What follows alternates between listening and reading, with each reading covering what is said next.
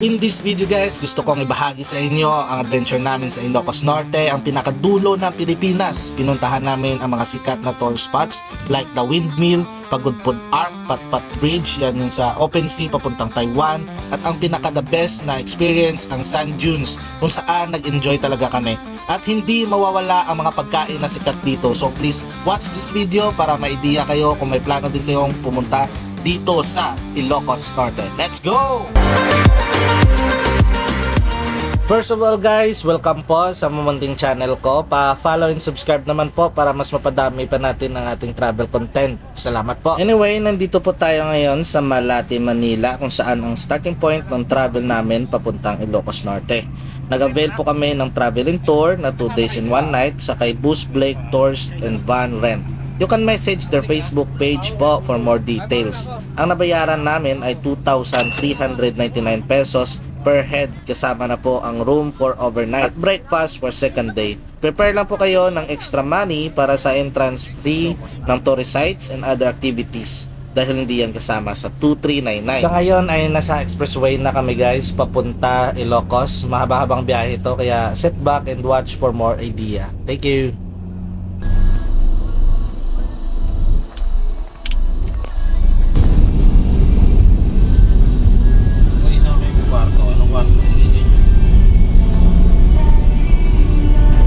So dito guys, nag-stop over kami para mag-CR at mag-gasolina. Time check guys, 1:09.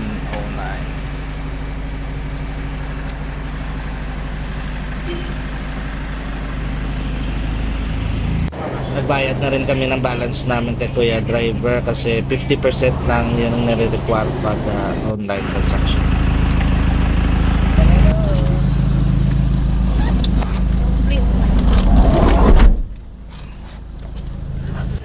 After a many hour of travel, touchdown na po kami sa Ilocos around 5 AM, and ito ang first spot namin ang mag-breakfast kasi mamaya tuloy-tuloy na ang tour, pero sariling bayad pa po ito, hindi pa kasama sa 2,399 na package. May po, may.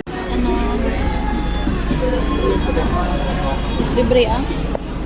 And sa wakas guys, nandito na kami sa first activity, ang sand dunes. Mag-prepare lang po kayo ng worth 500 pesos or more dito para maka-avail kayo ng activity. Ito ang highlight sa Ilocos, kaya don't miss this activity. May isang car. Isang car, okay, sige po. Sino pa po yung magpapabideo po? 300.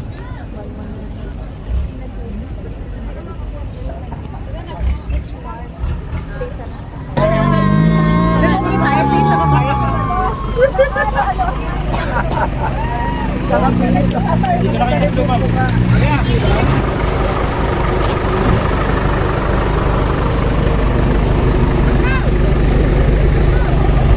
Oh, kala mo.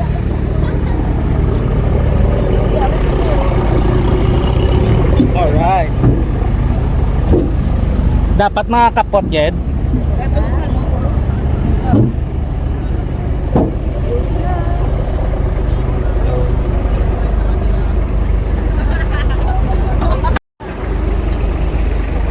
Oh, ayun na. Hi! Hi!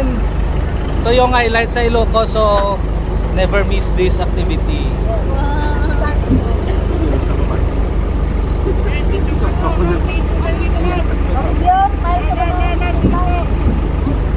Yan yung tour guide namin, Ma'am, dito mo na, dito tayo, dito po. 0.6 lang. Okay lang mo.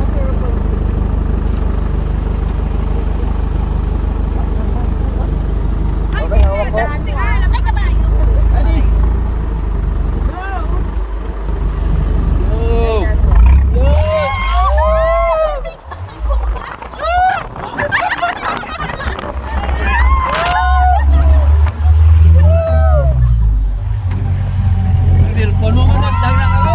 Ang kalo ah.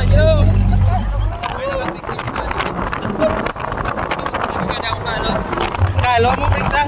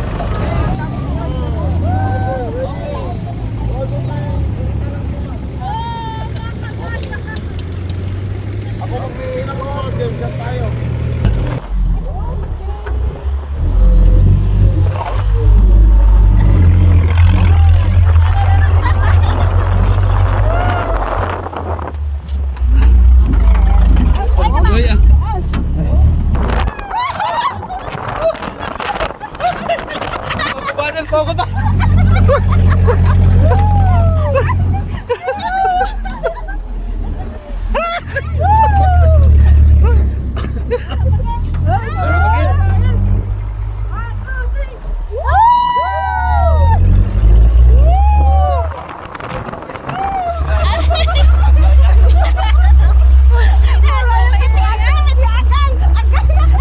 Hindi na pwede pa masahe. Hindi ka na. Inangasigo kami diya sa mamuling aparya o. Nangabla o kabalik sa amuno.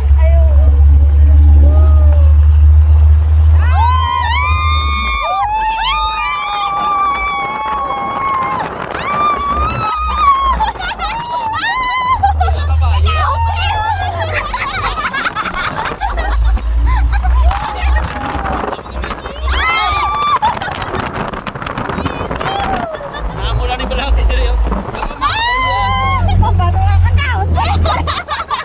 Likod ka ba?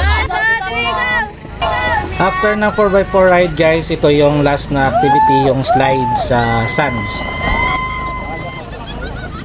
Bigat lang yung gagana lang.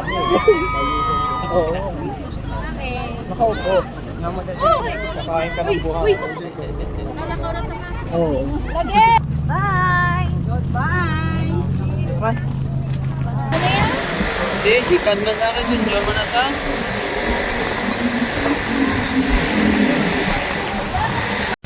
After ng Pagudpud Arc guys, ay pupunta na tayo sa Patpat Bridge. Yan yung open sea na papuntang Taiwan. Then sa ganyang anggulo makita na yung mga windmill.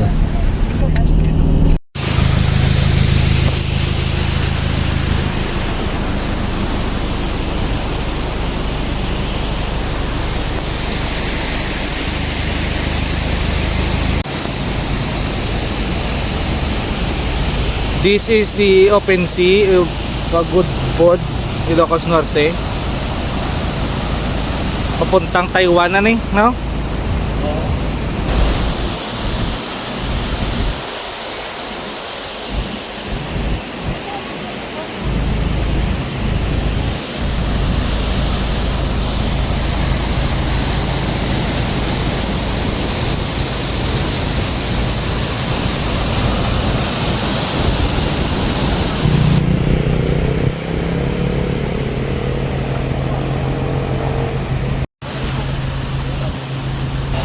So after ng Patpat Bridge guys ay pupunta na tayo sa Blue Lagoon. Isa ito sa mga sikat na resort dito sa Ilocos Norte.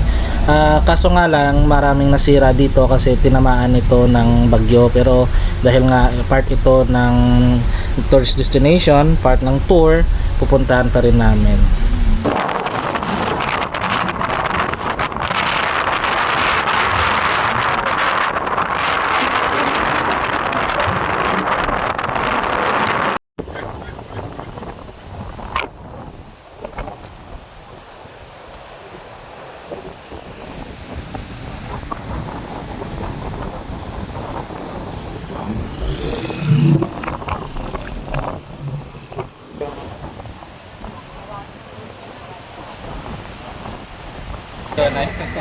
So guys, nag-stop over kami dito sa Blue Lagoon. Somewhere in Pagudpud, Ilocos Norte.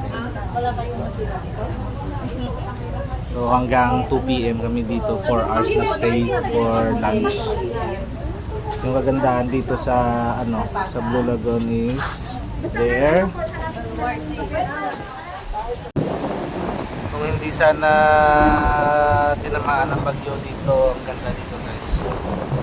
Dahil isa ito sa mga tourist destination na kung kukuha kayo ng travel and tour, isa ito sa kanilang destination. Maraming pupunta dito. Maraming tao.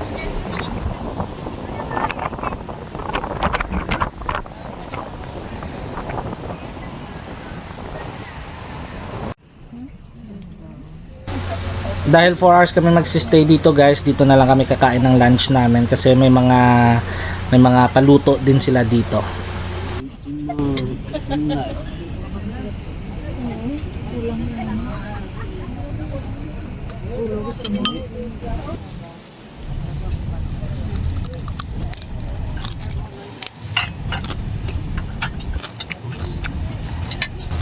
Pagkatapos ng Blue Lagoon guys ay dito kami dinala sa windmill. Kung nandito ka ma-appreciate mo talaga ang beauty ng view at kamanghamanghang project. Very strategic talaga ng paglagay dito kasi sobrang lakas ng hangin dito. Kung kaya bawal ang maligo dito kasi napakadelikado sa malakas na alon.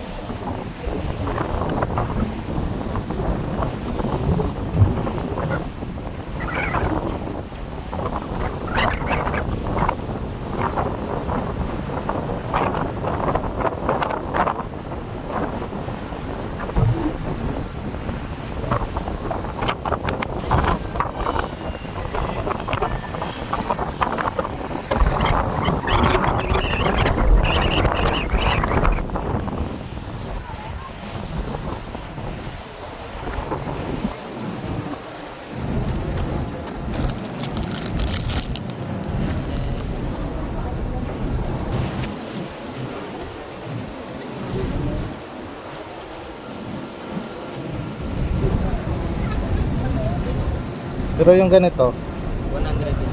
100. Sige, balik na ako.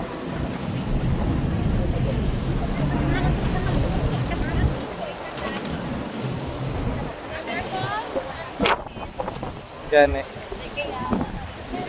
Ang bata eh. Office mo diba? Ready na lang mo, ho? Pila na yan? Chin. Or early. Pareho ah.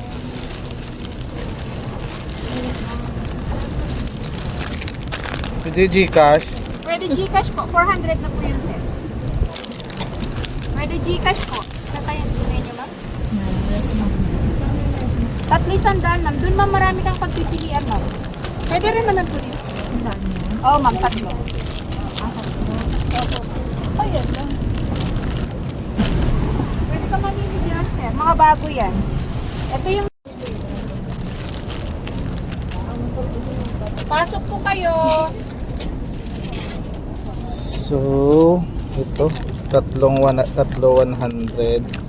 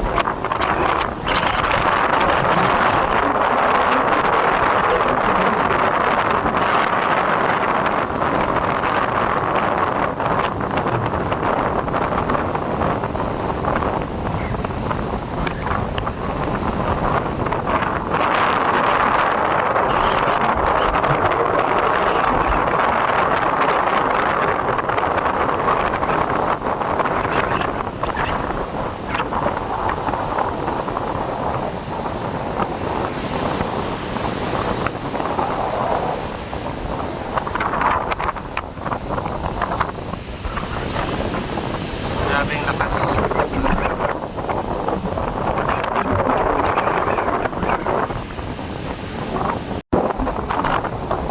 Pero yung kagandahan dito yung view ng windmill.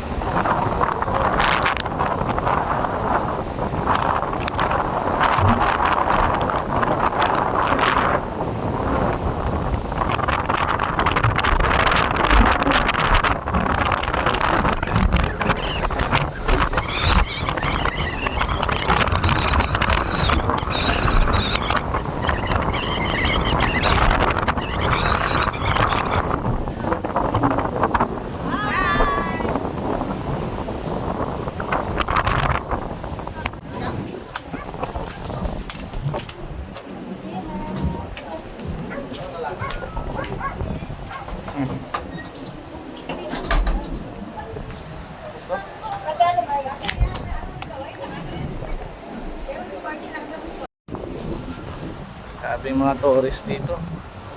Daming pumupunta.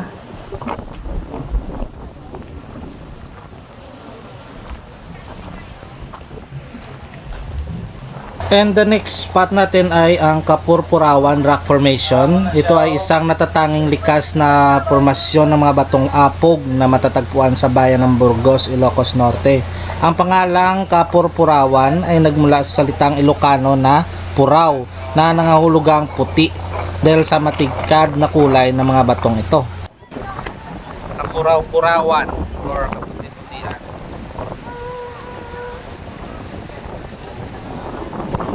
Maraming local tourist din dito.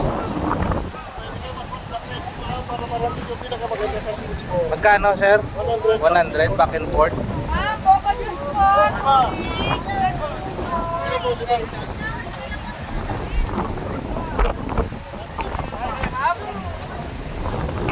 Dito kung ayun yung mahirapan, kaya ng kabayo, 100 pesos. Marami naman kayong tayo dito.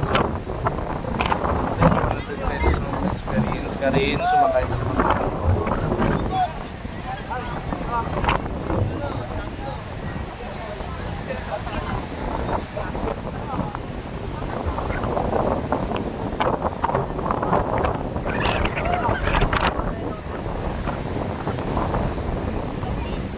Grabe, malakas talaga yung alon dito.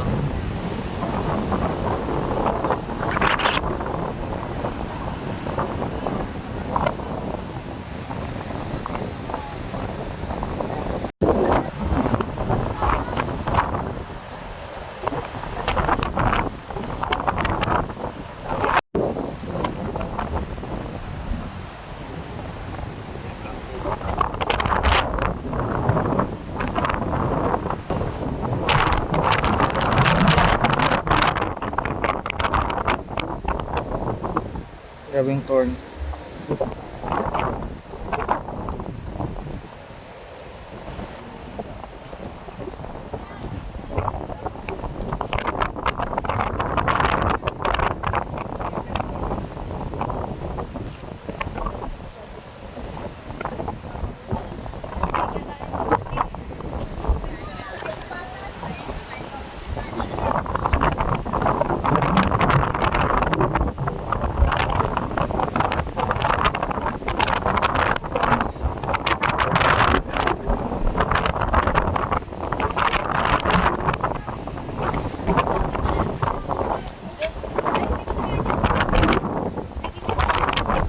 Saan si tatay?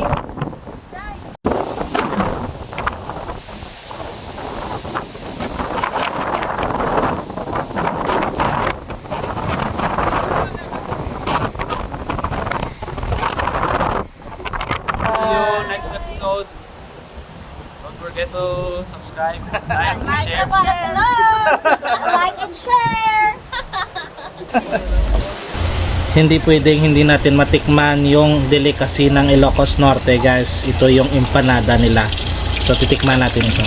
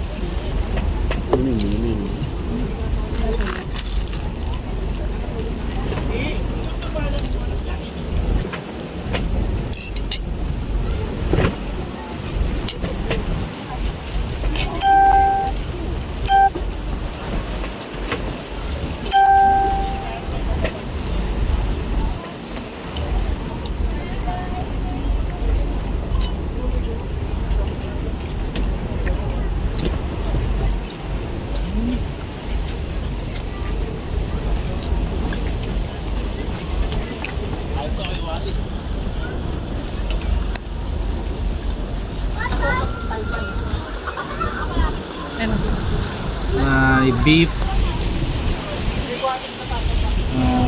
Beef or pork? Giniling na meat, egg, and cabbage.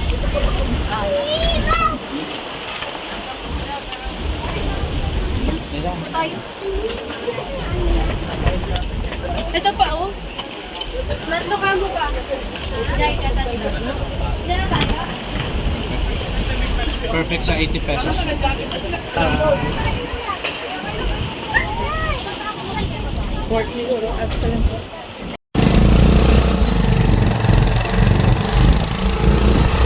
This is the last spot for this first day of tour guys, ang The Lighthouse. After this, pupunta na kami sa aming motel for overnight rest at mag-prepare for the second day na tour.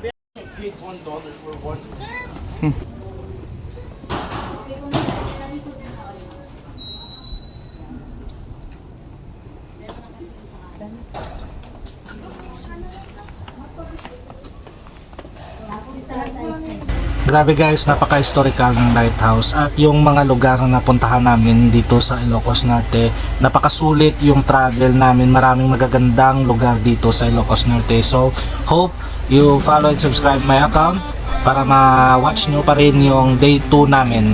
See you on the next video. Salamat!